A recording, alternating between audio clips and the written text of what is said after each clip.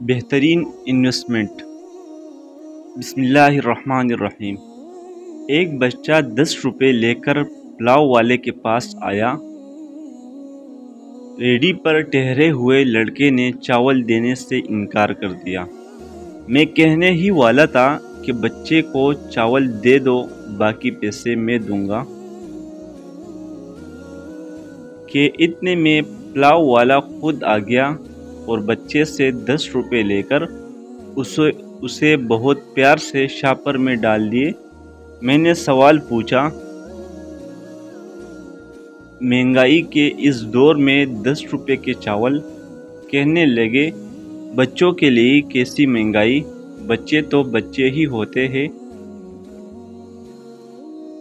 میرے پاس 5 روپے لے کر بھی آتے ہیں اور میں ان بچوں کو بھی انکار نہیں کرتا، جبکہ 5 روپے تو صرف شاپر اور سلاد کے بھی نہیں۔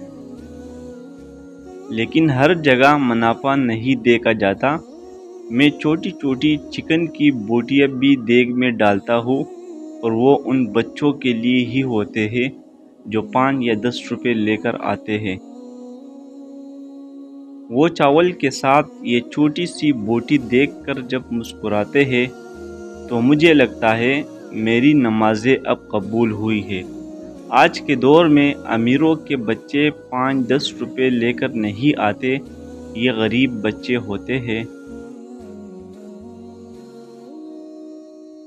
یہ میرے سوال کا جواب کم اور انسانیت کا درس زیادہ تھا۔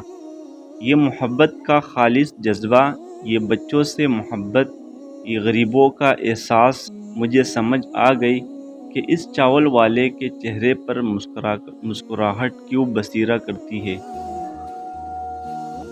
اسے دیکھ کر روحانیت کا احساس کیوں ہوتا ہے۔